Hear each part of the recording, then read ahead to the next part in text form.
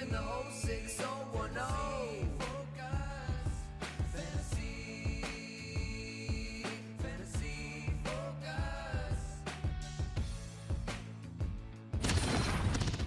Welcome to Fantasy Focus. Today's podcast is presented by Geico. You can watch us every weekday at 11 a.m. Eastern Time on ESPN's Twitter, plus the ESPN Fantasy Facebook page, the ESPN YouTube feed, as well as the ESPN app. And, of course, you can download Fantasy Focus wherever you get your podcast. We are on to Week 5. It's Field and Stephania hanging out with you today. Daniel's right there as well. But good morning, Stephania. Good morning, Field. Am I okay? Is it okay for me to just ask you how you're doing? It is totally fine. Chivalry is not dead. We were reminded of that every day at 11 a.m. Eastern Time, but I'm glad that I have your permission to ask you as such. Thank you. I'm actually glad that you said we're on to Week 5 because I'm at that stage in the season where I can't remember what week it is. I know. Well, like you know. Weeks 1 and 2, I'm good. Week 3, I'm still pretty sure. Then 4, it's like they all start. I'm like, do we have buys yet? Yeah. You know, what's going?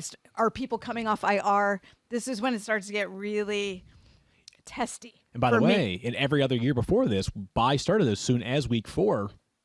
No buys yet, and still none this week. And normally when I think of Week 5, I think about quarter poll MVP. Mm-hmm.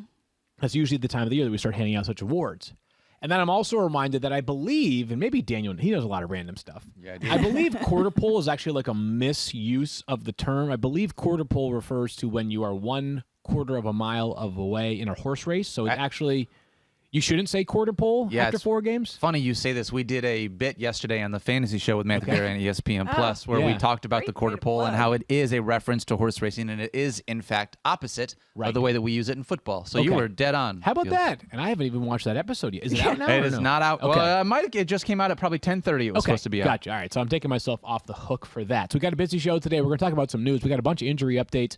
We're going to recap last night's not quite thriller, but it was a good game. Got the Raiders made it a game. Interesting. The They made it a game in the second half. Yeah, and it was a delay of game last night. Literally, Lightning pushed that game back to 8:50 Eastern time, and then we'll also do waiver wires. And I don't know. I don't want to get too much into hyperbole, but it does feel like one of the more impactful waiver wire weeks we've had so far this season because of the injuries. Yep.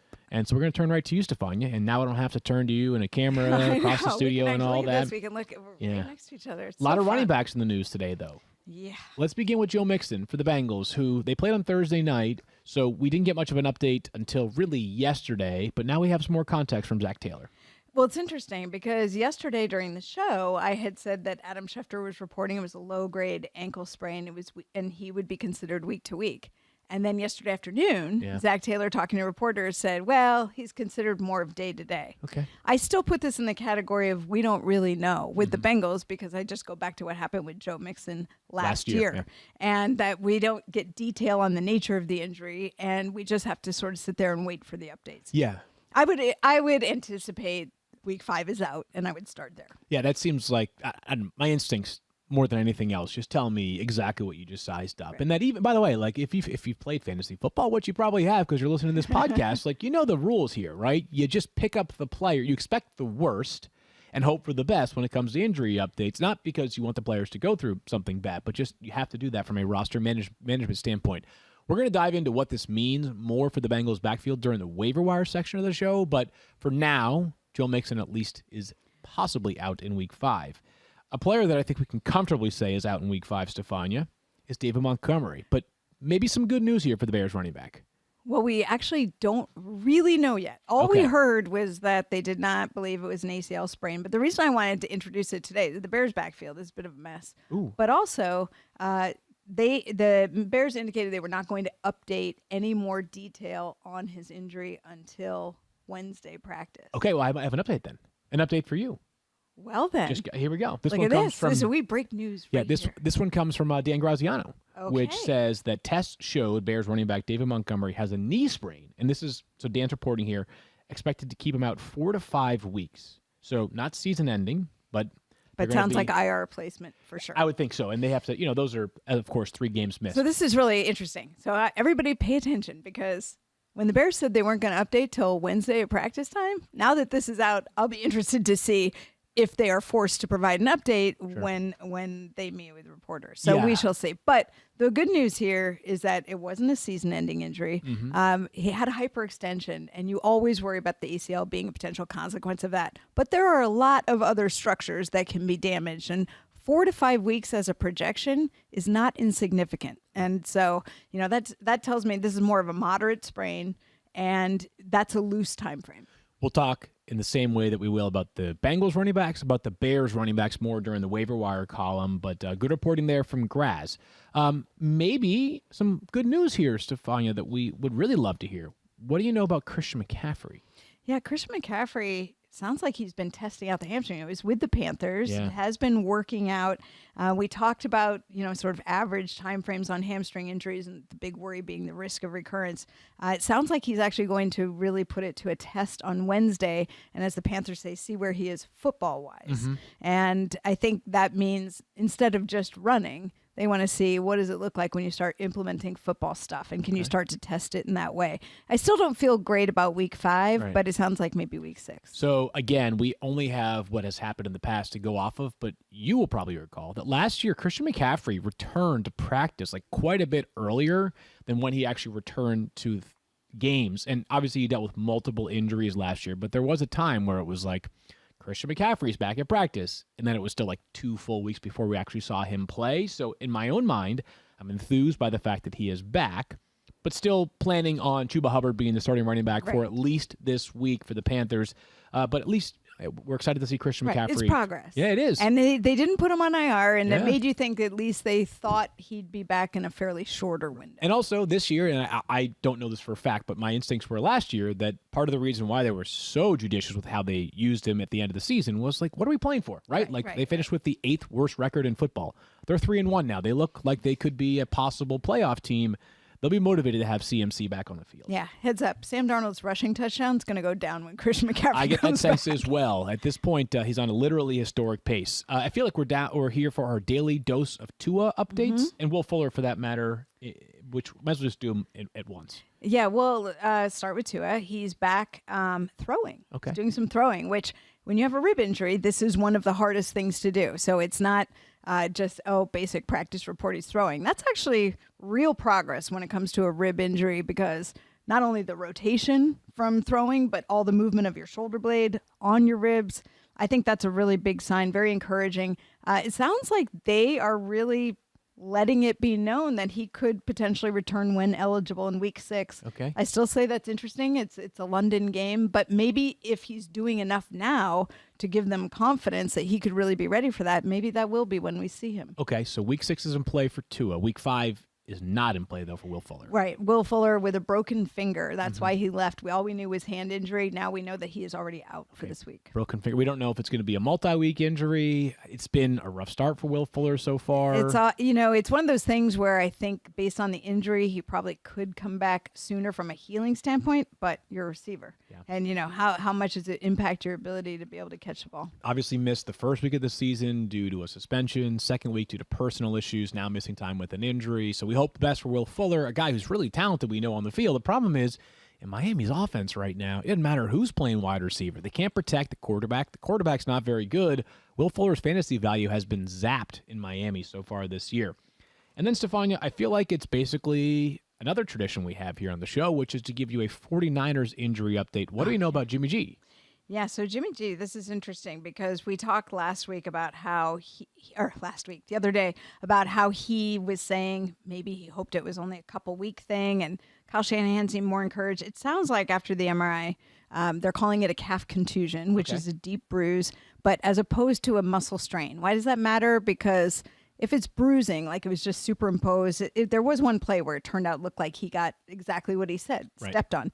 And if you have bruising, once the bruising clears, as long as there's not real evidence of structural damage, well, you can progress really quickly, as opposed to a calf strain where that can be multiple weeks, as we're seeing with some players who are out and even on injured reserve with calf injuries. So it sounds like week 5 is a possibility for Jimmy G. Now, we have to see what he can do by the end of the week, but not so fast on assuming that it's Trey Lance. The 49ers are due for some good injury news, by the way, so we would hope that they could get Jimmy G back as soon as week 5. And I know there are a lot of people that are saying we want Trey Lance to be the starter. Stephania, I see the potential. There's no two ways about it. 41 rushing yards, 2 passing touchdowns in that first game. It also but a limited play calling script. Yep. The offense does change with him in it. Sure. And I think that again, I think they're going to be smart with this. I don't think it's automatic. And I guess got to go back to this, and I'm not saying coaches are always right. Kyle Shanahan's really one of the best offensive minds we have. Kyle Shanahan is not being stubborn about starting Jimmy G. If anything, the 49ers would be motivated to start the guy that they just traded the whole house for as soon as they possibly could. Like, clearly they feel as though they are better equipped with their offense right now with Jimmy G. We'll see whether they have him in week 5. And as we know right now, it's been good news for Deebo Samuel, who I think still leads the NFL in receiving yards. All right, we're going to talk about Monday Night Football in just a minute. But before we do that, do you own or rent your home? Yep. Sure you do, and I bet it can be hard work, but you know what's easy? Bundling policies with Geico. Geico makes it easy to bundle your homeowners or renters insurance along with your auto policy. It's a good thing, too, because you already have so much to do around your home. Go to geico.com, get a quote, and see how much you could save. It's Geico easy. Visit geico.com today. That's geico.com. College football fans, after an offseason that felt a little more off than usual, Fansville and Dr. Pepper invite you to celebrate because college football is back, and so are the fans. Yes, it's the most wonderful time of the year again, the season of Saturdays, when rivalries run deep and nacho cheese dip runs even deeper. So crack open an ice-cold Dr. Pepper, warm up your cornhole tossing arm, and return to glory with an all-new season of Fansville by Dr. Pepper, the one that fans deserve. Time now for our Monday Night Football recap, and the Chargers win this one 28-14, and it's presented to you by Geico. Whether you rent or own, Geico makes it easy to bundle home and car insurance. Go to geico.com today. We got to start with Justin Herbert. Oh my gosh. Wow. He is so good. He's ridiculous, He is right? so good. Like, it is so much fun to watch him. There was one play, I can't even remember what point in the game it was. It's all running together, but he took a shot and delivered the ball, and it was accurate. And he just shows a poise that is so unusual for someone as young in the game as he is. He's been unbelievable. He is now tied with Dan Marino and Lamar Jackson for the most games with 3 touchdowns and 0 interceptions through the first 2 years of their NFL career. He's played 19 games, Stephania. Like, he's rewriting record books with like nearly a whole season left. He's a baby in the NFL, and yet he's putting on these pro performances. Again, the poise in the pocket, and yet his ability to move around and create things when he needs to. I think it's that combination, reading defenses, just knowing his players and who is I think this whole evolution with Mike Williams really with him is phenomenal. Sure. I'll tell you this, though. What's interesting is we came into this season talking about how, like, quarterback has to have rushing value to be a worthwhile top fantasy superstar, maybe absent Tom Brady and Aaron Rodgers. And here we are, and like 2 of our best and brightest stars amongst quarterbacks in fantasy, Dak Prescott and Justin Herbert, are basically doing nothing with their legs this year. He's averaging 0.8 points per game. So through 4 games, he has 3 fantasy points with his legs. That's Justin Herbert. 3.6 per game last year. My guess is this is part just like lack of luck with rushing touchdowns this year. We're probably also reminded that while it's really, really effective on occasion when a quarterback can be a dynamic runner, like, teams are also being more protective of their most valuable player than maybe we'd like them to be. Like, other than the Ravens, like, no quarterback is a true, and I guess maybe Kyler Murray as well. Yeah. But some of Kyler's best damage is when the play breaks down, and he's also throwing for a ton of yards right now. So nothing wrong with Justin Herbert, but I'll just say this, like, when I go through my rankings each week, Mike sets the initial projections, and what Mike does is he accounts for the matchup. And there are some times where a player drops further down the rankings than you would normally expect him to.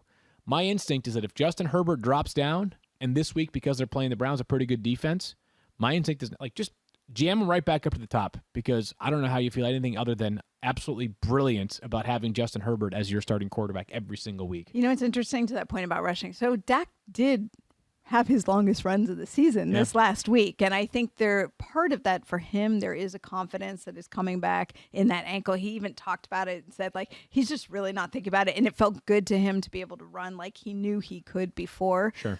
but he also knows he doesn't have to. So I think for me, it's knowing that your quarterback can run. Like, I would much rather have a guy like a Dak where he could potentially take off versus a tree like Matt Ryan in that, who's not moving at all, because some of the rushing yards are they're going to accumulate a few on scrambling or making a play to get a first down. No doubt about that. And by the way, part of this could also be the offensive line, which is much better in Los Angeles this year with all the pieces they added this offseason. Let's move to Austin Eckler. Let's do it. Daniel, do you want to just take over the rest of this segment for me? A little bit. I have some mixed emotions, which I can get into, or I can just take that big fat L in the Survivor. You know what? Let's just do this real quick. This week in the Fantasy Focus Survivor League, unfortunately, Austin Eckler The music gets me. drove the final nail into the coffin for one Field Minister Yates. We say That's so goodbye sad. after only 4 weeks of having Field in the league. Also not an expert now, I guess. Thanks, Field. I guess for whatever reason, you and I aren't. We like Matthew. Yeah. Why is Matthew still in this league? What are we doing? We're Because killing ourselves here. Well, first of all, I'm still in the league for balance. Matthew's still in the league because his role is to be insufferable on the show. So you expect nothing It's the less. worst that we're But- out and he's still in it. I don't even want to talk about it while he's here. If Well, I'm you guys honest better with be you. rooting for he's me not, now. yeah. Seriously. I love the Field. graphic for But people you know what we who need? are I on know, this is audio. so They classic. put up a great picture of Field that says Field Yates, week 1 to week 4, like born week 1. Oh my died God! You know what week to do 4. though is later on in the season. Actually, already at this point, it just is invoking to me. Hey, how's the Survivor League going? Like someone asked you, we lost a lot of good men. out there. Lost.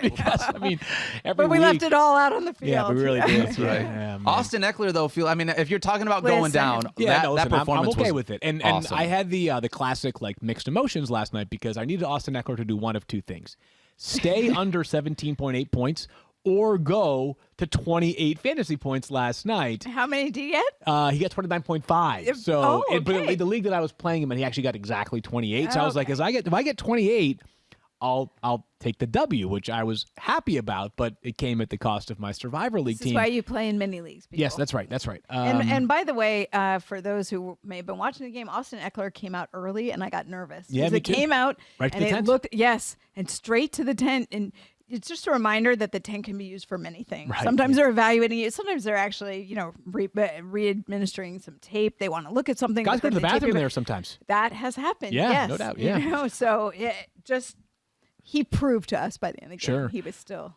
fine. His best rushing game in a long time. It's actually maybe ever. 117 rushing yards last night for Austin Eckler. That's a career high. I'll just say this though, is that the pass catching, it's only 3 catches. But as we were having the conversations yesterday about the likes of Alvin Kamara, whose pass catching is way down, Nick Chubb, who is amazing, but he's never been a big-time pass catcher. In a league where there are so few, Zeke's pass catching relative to where it has been in previous years, not exactly at that same clip. Like Austin Eckler, once again, we did this drill a couple days ago, but you're redrafting right now. I don't know. I mean, is he a top 5 pick? He's got to be right there in the mix. I would think it's Oh yeah. some combination of Derrick Henry, Christian McCaffrey, Travis Kelce, Austin Eckler, Dalvin Cook, right? I mean, I thought Austin Eckler all through the drafting season was a really good value. And Yeah. I picked him up in a number of leagues, so I'm thrilled with it. But I think this stat, last 3 games, 6.5 yards per carry. 6.5 yards per carry. I mean, he can't keep up, doesn't yeah. go down. Yeah. He has got great vision on the field. I'll tell you what, just in that standpoint, the idea that he plays on an offense, and we just talked about Justin Herbert and everything that he brings, but him in this offense, even if he's not getting these catches early on in the season, I just think the idea that they score so much, they put up so many points, so many yards, he's a fantastic lock inside that top 5, I think. Yeah. So that part is good. I don't know what to make of the Keenan Allen stat line though last night, right? Yeah, it was weird. 7 catches for 36 yards for Keenan Allen. You'll recall that last year Keenan Allen's yards per catch was as low as it's ever been in his career. I believe it was 9.7. It's hovering in that same neighborhood again this season, what's weird though is that the first 2 weeks of the season, Keenan Allen had 15 catches for 208 yards. You're like, oh, that's much more in line with his career average.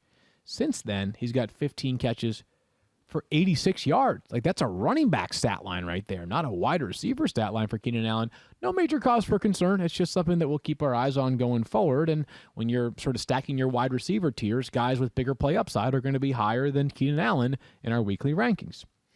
It does almost feel, though, like there's this sense now that everybody's been watching Keenan Allen because he's always been the guy you got to try and, but he's such a good route runner. Yeah. They've had to try and glue to him. And Mike Williams hasn't been a huge threat. Now Mike Williams is a deep threat for them. Yeah. And Keenan Allen has been stuck more in the middle of the field. Yeah. Although Mike Williams didn't do a ton. There was one big miss. Yeah, last night, well, there certainly was. But how about this? Mike Williams goes one catch for 11 yards on 4 targets last night. Remember so a couple frustrating. weeks ago where I was like, hey, if you want to wait on Mike Williams rather than buying into 1 week because you've seen this drill too many times over, I get it if you want to bench him in week 2. Well, hopefully you did not do that. But here we are in week 4, and you're probably saying to yourself, of course Mike Williams has 1 catch. When I finally got comfortable with Mike Williams as a lock it in, set it and forget it, no two ways about it, top 10 wide receiver. This is why we can't have nice things, Daniel. That's true. This is just the reason why. It's not like it was some but difficult matchup. But think of it, if he had that miss, if that had not been overthrown, sure, that's a touchdown and a long distance throw. Yeah, that's fair. That's that's a double-digit fantasy points. It definitely changes the trajectory of the night. But 4 targets, you like to see more, right? He's been so good. Like, you love any wide receiver that you're proclaiming is a top 10 every single week or top 15 every single week. Like, if there are any games where he has less than 8 targets, it's a little bit concerning, right? Yep. Like if we saw a Tariq Hill or Devontae Adams game without 8 targets, you'd be like, what happened there, right? So hopefully this is not the start of more typical Mike Williams production. I don't think I felt like Justin Herbert was under a little more duress last night, and so to me it took away some of the deep. No, not major cause for concern. It's just one of those that when you've been down this road before, you're mindful of what it could lead to going forward.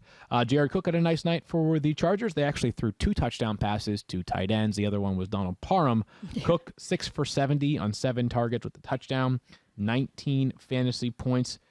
You know, he's Jared Cook, right? Like, he'll have a couple games here or there where you're like, oh, he's a really good athlete and he can make plays in the red zone. And then you're going to have games where he has 1 catch on 1 target and you're like, why on earth did I ever bother doing the same thing I've done 5 times before, believing Jared Cook was going to break out, and then only to see him not break out. When Donald Parham got the first touchdown, I was like, there goes our fantasy night. Like, if this is going to be how it is.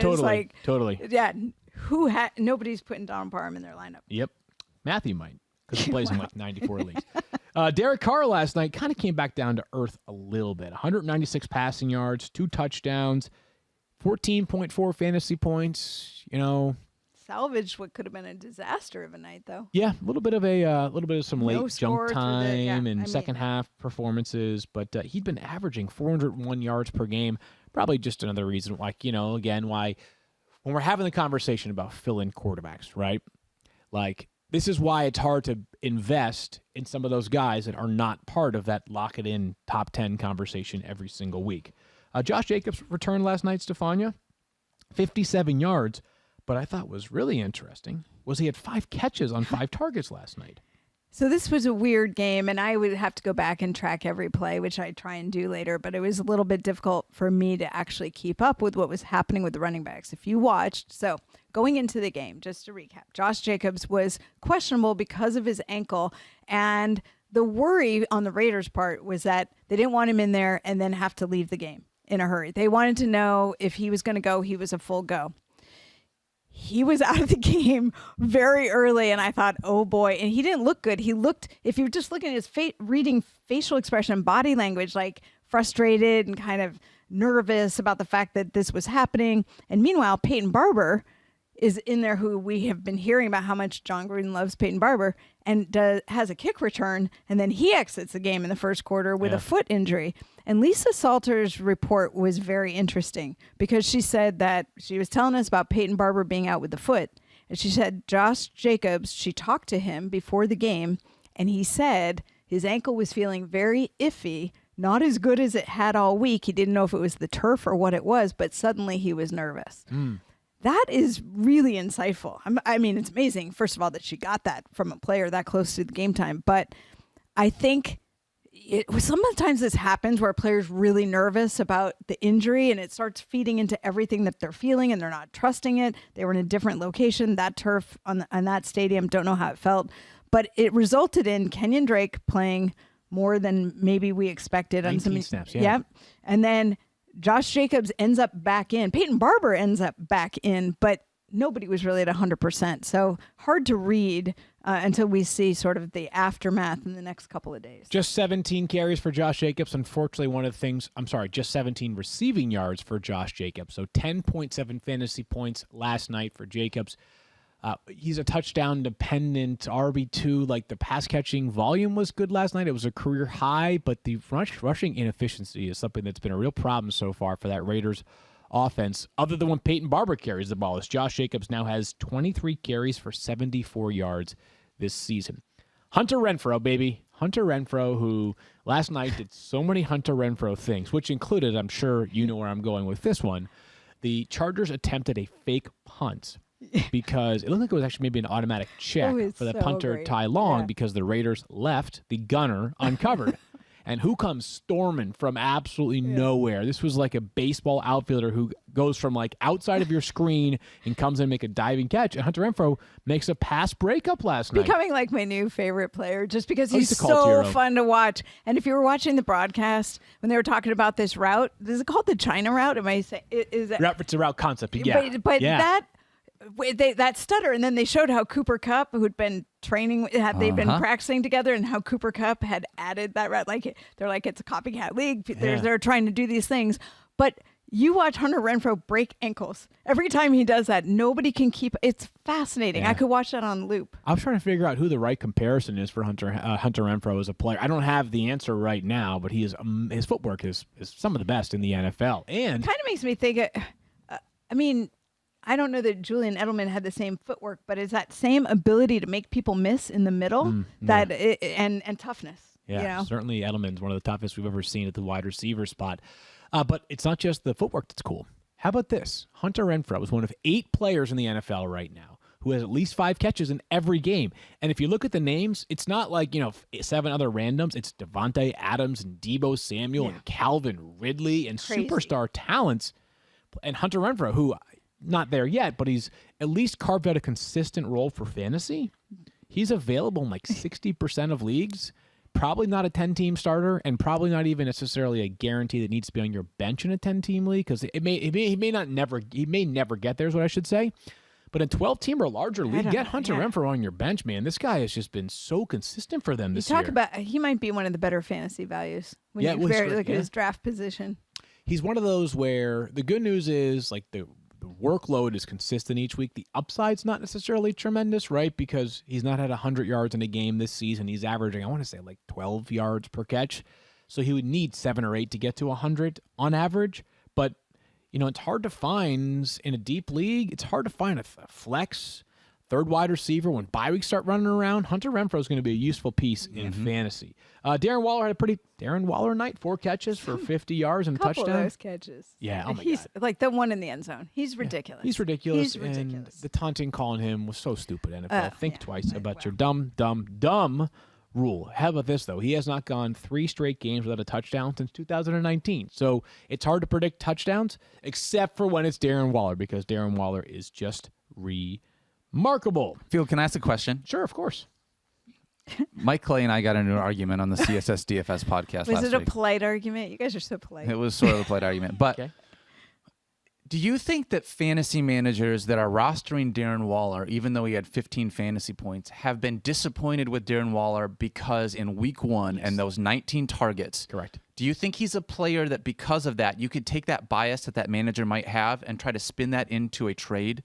I don't want to say necessarily like a buy low, because 15 points is still good. Yeah. But there's definitely like if you're rostering Darren Waller, I think you have been disappointed after what was a monster week 1 because he set up expectations he cannot hit on a weekly basis. Yeah, that's fair. And by the way, like anything goes in trades and fantasy. We were talking about this yesterday with Matthew. Like he thinks it's, the players you get for Cordarrelle Patterson are different than I do. I'm like, give it a shot. So what I will say, though, Daniel, is the hardest part about this is just he's a tight end, right? Yeah. So if you're trying to pry him away from that manager, like who is that person turning to, right? Like the backup tight end on that person's roster might be I don't even know who they probably don't even have a backup tight end. So it's possible that person's frustrated, but I mean, it's such slim pickings. In the he's probably still the department. second highest scoring tight end in fantasy this year. Yeah. Maybe Gronk is still ahead of him because he had those 4 touchdowns in the first 2 weeks, but like, I can't imagine he's that far behind the top of the food chain. I would agree, and I don't think that so I don't disagree. I just wanted to bring up as like a thought, but the idea of there really hasn't been a secondary group of tight ends that have come on so strong that you're like, hey, I'm going to sell high on this guy. Like if Kyle Pitts had crushed it coming out of the gate, right? Maybe you could have that conversation, or Logan Thomas, or but like that's not how it's been. So he's still been at the top, even though I just say it was just a question. Understanding we talked about bias. Who were you? Who was on which side of the argument? Mike was on the wrong side. Mike's an idiot. It doesn't matter. Stupid idiot. Stupid idiot. We're going to come back and talk about waiver wire pickups in just a minute. But first, new friends on the podcast, Eckrich. We can't all be college football national champs, but every one of us can be an Eckrich national tailgate champion. And you don't need years of training. You just need Eckrich smoked sausage. To win, you need to show Eckrich how you do every game day.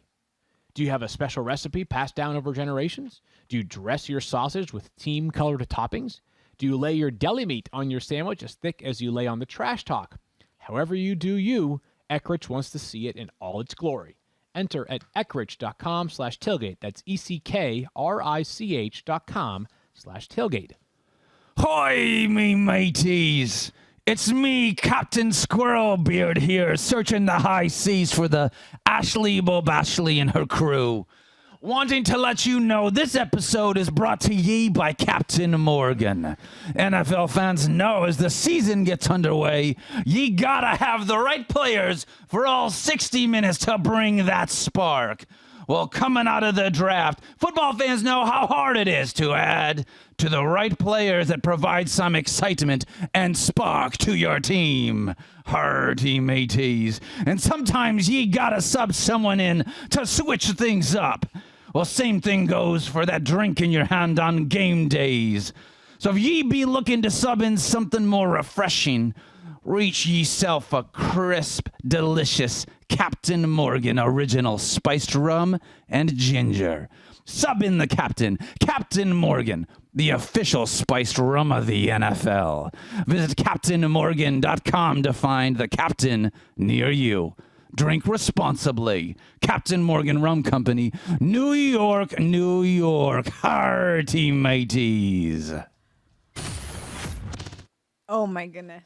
How am I supposed to follow that up? I know. Well, you can't. Well, first of all, if you really wanted to commit to the bit, you would have fully had pirate hat I know. and I'm gear sorry. on. So, I'm sorry. next time do better. But also, what's weird is that every third sentence, he'd be Daniel Dopp. So It's tough. It's hard. Fantasy football. Yeah.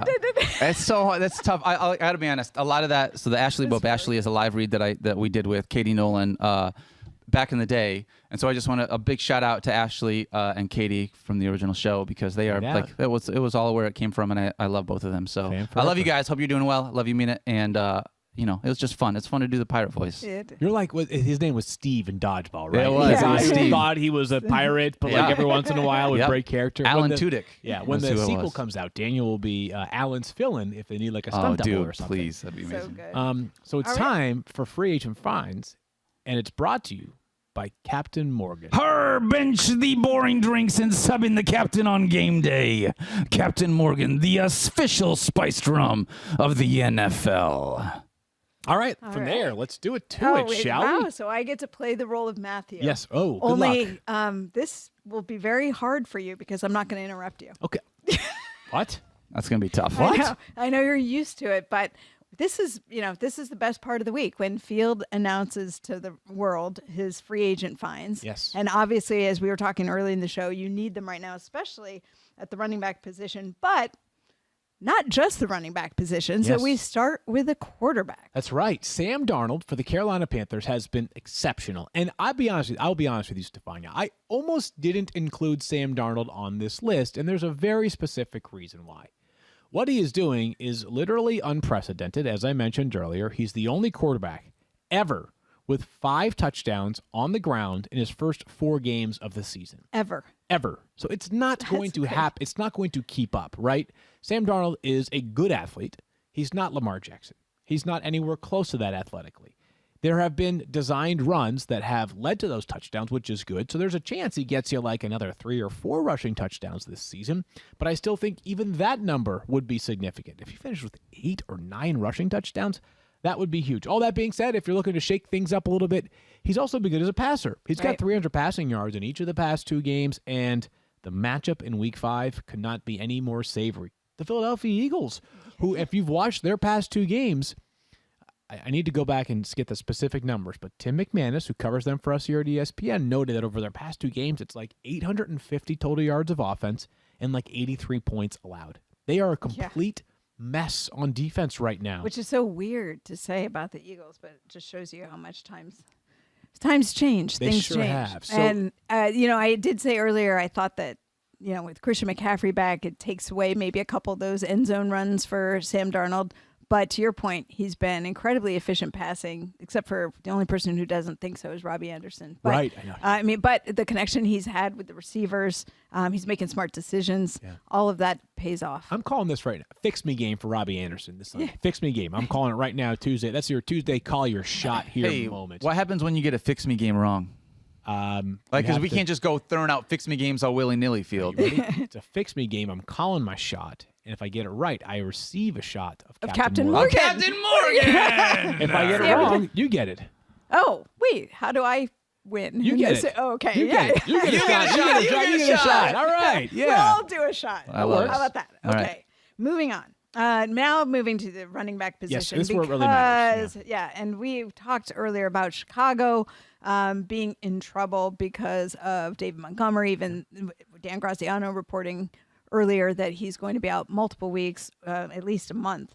What do we do there? Yeah, it sounds like 4 to 5 games right now. So Damien Williams is the clear-cut number 1 ad this week in fantasy. And Damien Williams is a good player. As a matter of fact, Damien Williams has 12 career games with 12-plus carries. I'm sorry, 6 career games with 12-plus carries. Here's what he's done with those. 21.3 fantasy points per game, over 6 yards per carry, and 4 touchdowns. Now, we should note that 2 things here. That was with Kansas City, where life is, generally speaking, easier on a running back, and they score a lot more points and touchdowns and have a lot more yards. And 2, it's good that he's been really efficient when he's gotten those carries. It's notable that it's happened just 6 times in his career. Mm-hmm. The Bears' plan was probably not coming into the season, hey, let's make Damien Williams a featured back. It was clear that David Montgomery presented a much stronger option in that regard. With that being said, Stephania, their depth chart behind Damien Williams is paper thin. Let me ask you a question, because Damien Williams did suffer a thigh bruise in Week 4. Now, reportedly, it's not too serious. There's a chance he could play in Week 5, but there's also a chance that he misses this week. Yeah. So behind him, Khalil Herbert. Yep. I know you know all the stats on the rookies, 6th-round draft pick out of Virginia Tech. Yeah. Tariq Cohen still out. On the PUP list because of recovery from ACL. He is eligible to return after Week 6, but we've got this limbo period. What do you say to the folks who might pick him up if he's not available this week? So, Damien available Williams. to play, I mean. Here's what I would say. I think that we'll have a really good indication about his availability by Wednesday's practice. And what I mean by that is the Bears probably going to have to make a move of some sort. And I'm not talking about like a practice squad move. Like if they think there's a real chance Damian Williams won't play on Sunday in a game that they need, now they're back to 2-2, like you might have to, trade for somebody. Like you might have to make a call to Marlon Mack, like the Colts running back. Marlon Mack, who's already raised his hand. Yeah. And So I think we'll have a pretty good indication there. And Matt Nagy. So my sense is that if Damian Williams does not play, I'm not sure I would trust anybody that would be the next man up. Khalil Herbert, you mentioned, who's been a good player for them on special teams so far, but I'm not convinced, if he started, Not he's an ready for automatic that, top 25 play or something of that nature. But Damian Williams is a priority ad, and you might need to spend big this week if you play in a salary cap league.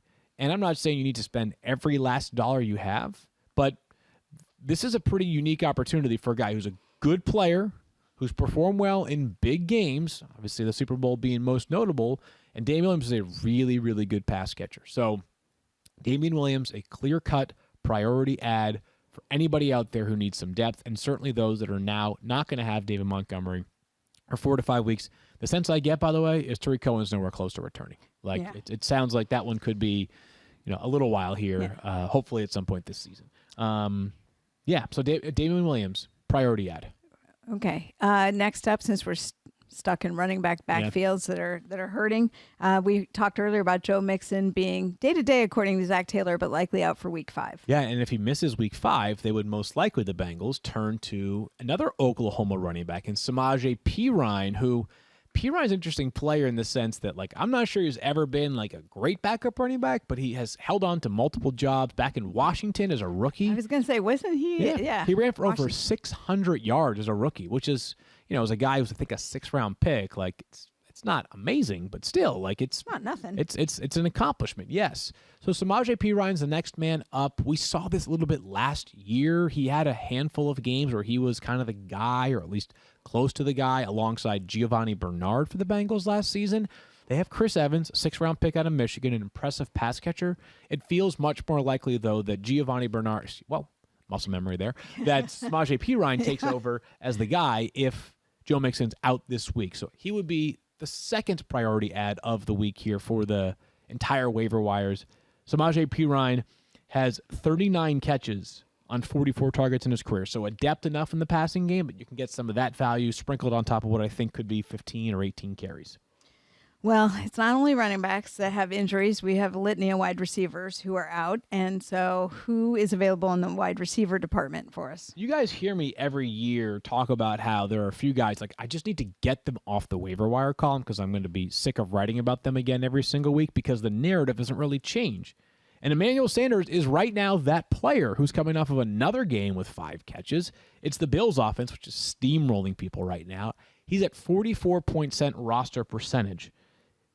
It needs to be over 50 this week. Emmanuel Sanders is being used in a way that we haven't really seen Emmanuel Sanders, or I should say maybe in a way that we have never seen him utilized. Specifically, he's averaging 15.5, or his average depth of target is 15.5 yards.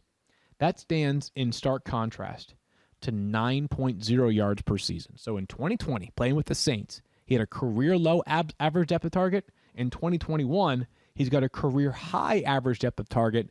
Maybe that's because you go from playing with Drew Brees, whose arm obviously was not the same as it was for his entire career last year, to playing with Josh Allen, who might have the strongest arm in the league. Emmanuel Sanders, good player. He's got 5 catches and 70-plus yards in back-to-back weeks.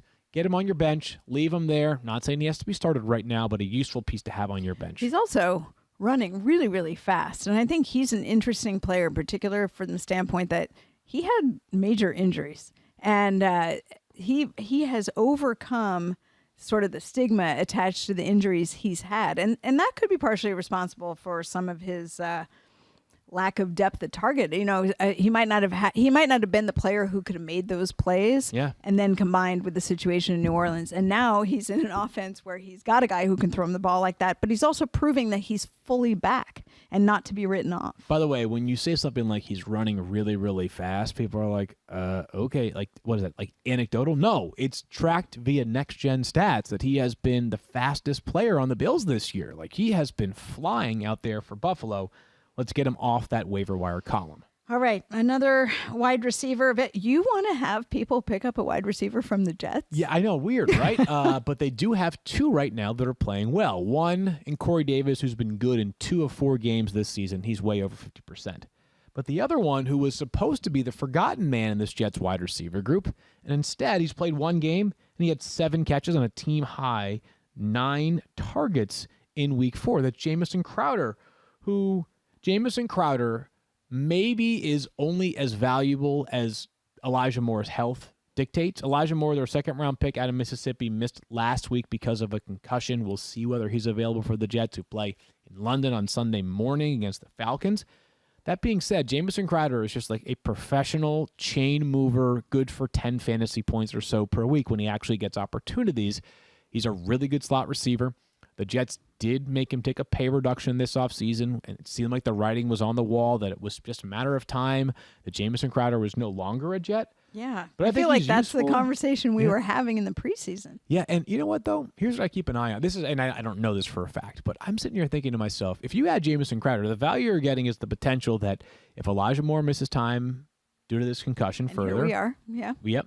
That A, you could see him lead the team in targets pretty consistently. B, if he's that close to like maybe not being a part of their plans, What if the Jets flip in for an asset at some point right before the trade deadline, which I believe is now a little less than a month away? I think it's November 2nd this year. So you could potentially find some value there for Jamison Crowder if he played for somebody else. Like, he's on a fairly useful contract that I think Jamison Crowder's value in fantasy has a chance to stick around. Get him and add him to your bench. All right, one more here. We got tight ends.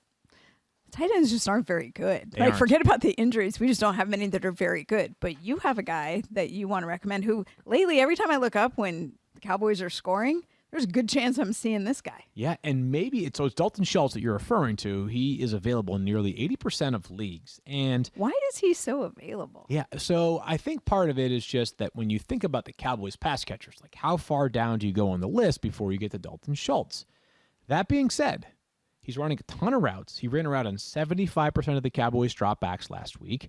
They seem to be playing a decent amount of two tight end sets. So it's not like You him see being Jarwin on the field. out there, but Yeah. Schultz is their go-to. It's not like one comes at the cost of the other in terms of opportunities, but it's pretty clear that Schultz has been the much busier man so far this year. And maybe this is in part dictated by the fact that Michael Gallup's on I was IR. just going to ask you that. Yeah. What do you because- think happens when he comes back?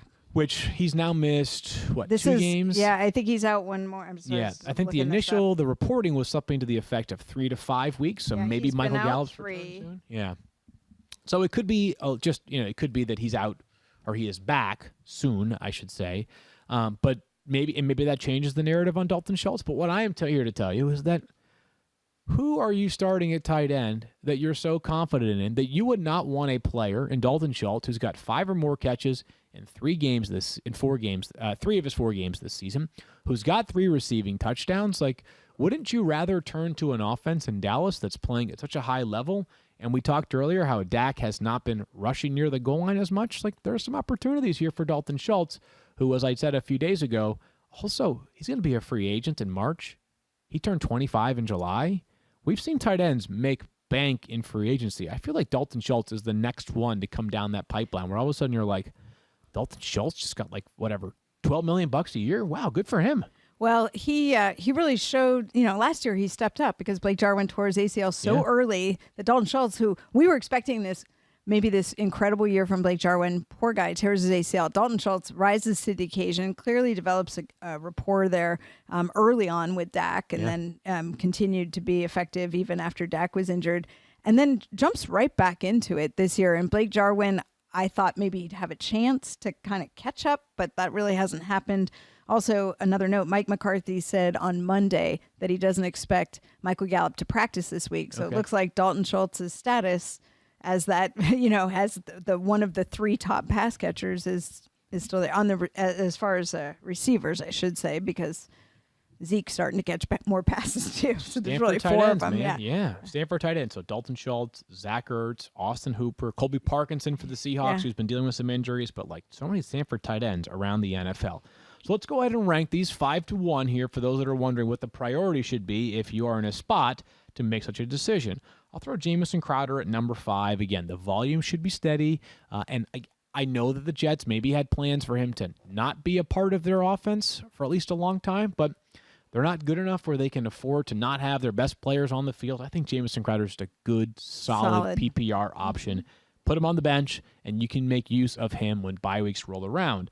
The same thing could be said for Emmanuel Sanders, who you want as much of this Bills offense as you can get, and the hope is that it's more consistent for Emmanuel Sanders than it would be for somebody like in Arizona. We're talking about A.J. Green a couple of weeks, and then you see Christian Kirk for a week here or there, and then you see somebody else. I mean, it's always DeAndre Hopkins, or at least you expect it to be DeAndre Hopkins every week, but like Max Williams, our tight end's been fairly useful. So Emmanuel Sanders playing in Buffalo with a fairly consistent role. Dalton Schultz, number 3, and the reason being, like, you're probably in purgatory with your tight ends if you don't have Travis Kelce or Mark Andrews or Darren Waller or TJ Hawkinson. There's like 5, 6, 7 right now that you trust. Logan Thomas is hurt.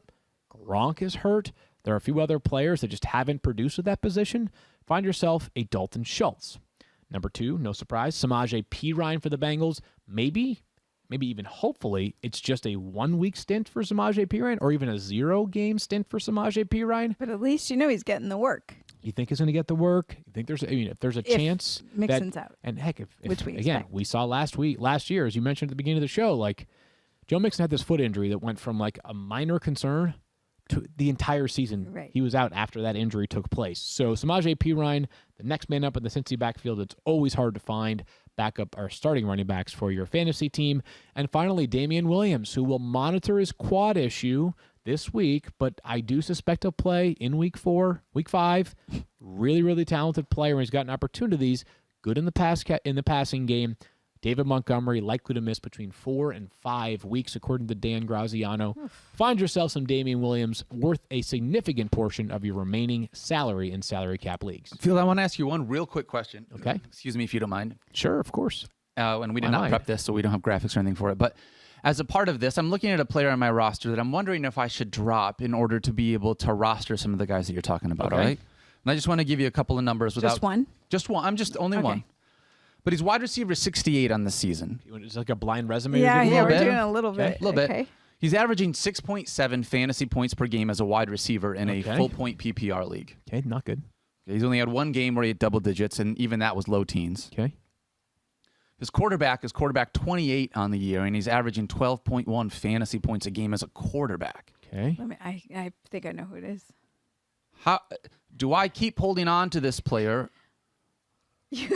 or do I let go of Juju Smith-Schuster Wow. Well, in order to be able to pick up one of the guys that we're talking about? Juju, wide receiver 68, has only hit double-digit points once, and Ben is awful. Yeah. And Chase Claypool was out last week. It's not like they've all even been healthy. Like there have been opportunities, it seems like, where he should be able to do more than what he's had. What do I do with Juju? It's Najee Harris catching the balls, by the way. That's pretty much all. It's him and Deontay Johnson, Yeah, huh? exactly. Yeah. Johnson Long turned to a Deontay star. Johnson, Yeah. anything underneath? Najee? I would say this, Daniel. Those two running backs are more valuable right now than Juju Smith-Schuster. The Yeah. two wide receivers, I think, have a chance to be more valuable. I'm not totally convinced that they are going to absolutely be more valuable than Juju.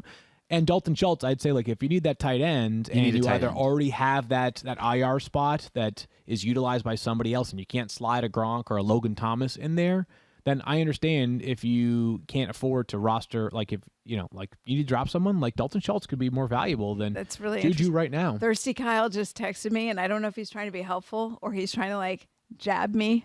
But he's like, Allen Robinson has been even worse. Oh, my God. Like, I know this Oh, yeah. because I We're have a lot aware. of shares of Allen Robinson, but man, he was theoretically my wide receiver 1 in Yeah. a couple of leagues. Yeah. Wow. So, Daniel, this is a good example, though, that, like, sometimes you need to just, like, completely distance yourself from the name here, right? And so if you have no idea who the player is, and you sort of led us there, but, like, he's only used in the short passing game. So the big play upside is significantly limited. His team has scored 5 offensive touchdowns in 4 games. Yep. So even the good players like the Deontay Johnsons have limited touchdown upside. The team invested a first-round pick in a running back who's getting a lot of work right now, even if it's inefficient. The quarterback, as you just noted, is just woeful at the moment.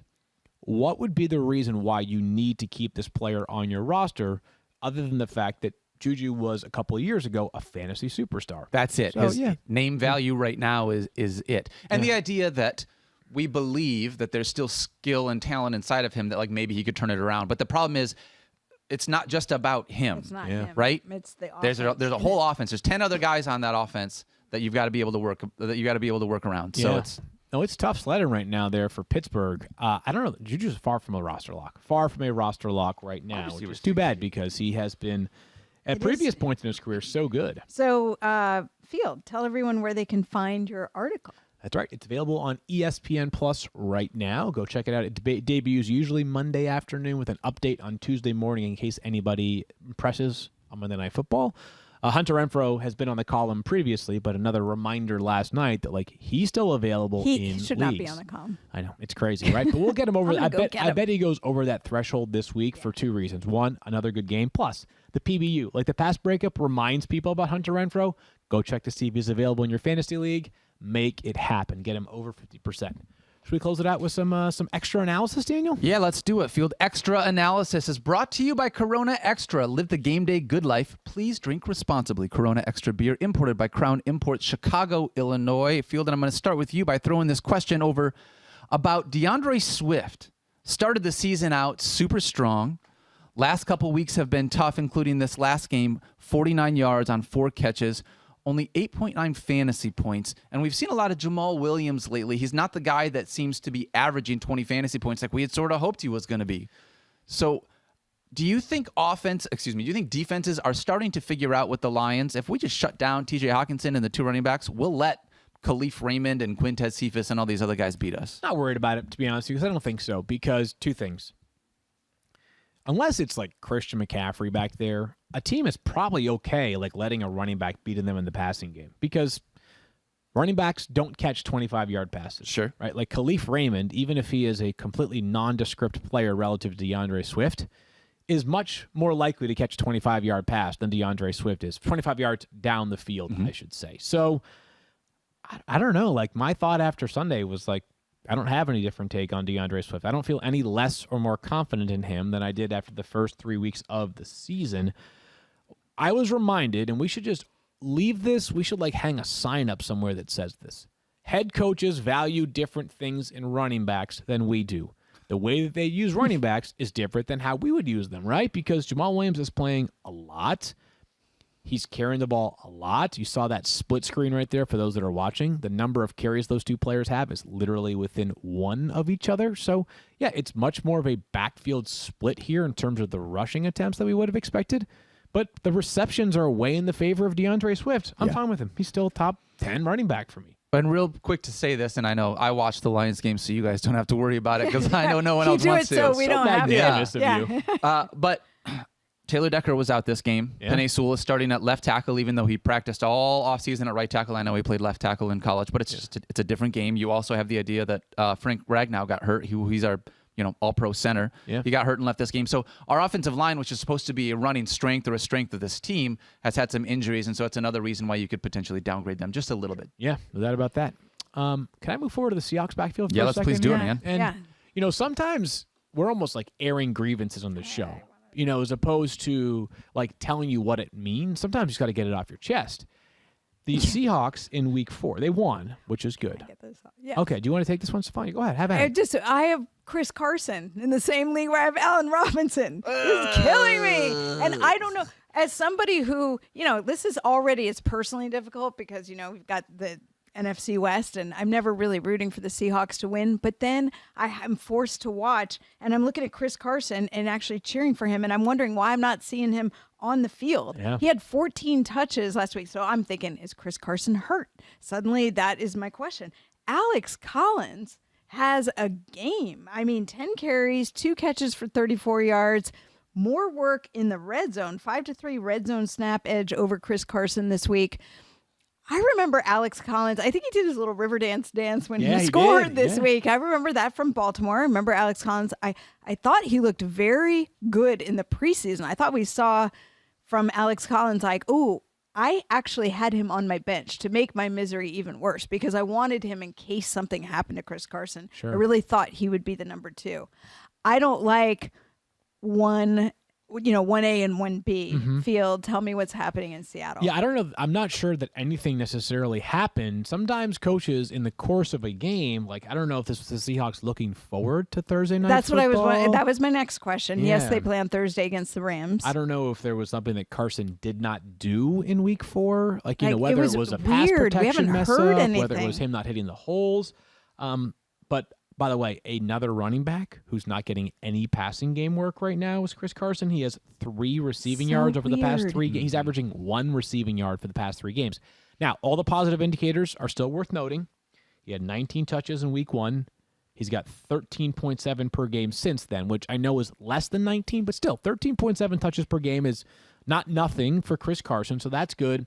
But let's keep a close eye on this one Thursday night. If there's still a backfield split, then maybe there's something to this, Daniel. I agree with you, Field. I'm here. I'm actually ready to wrap up the show. I wanted to say something though before we end it. Do you mind? Oh. No, have at it. No. I apologize about this, but I have been getting tweets about how we've been hearing little mouse clicks in the background of our podcast from people every once in a while, and I'm like, guys, you guys are crazy. I don't hear anything what you're talking about. And then I listened to the podcast yesterday. Oh man. And then I listened to the podcast yesterday. You know what I heard? I heard Mouse clicks? I heard friggin' thirsty Kyle over there just working up a storm. Wow. It could be far worse. Okay? You know when you have a mouse in your house and you were trying to find out where it is?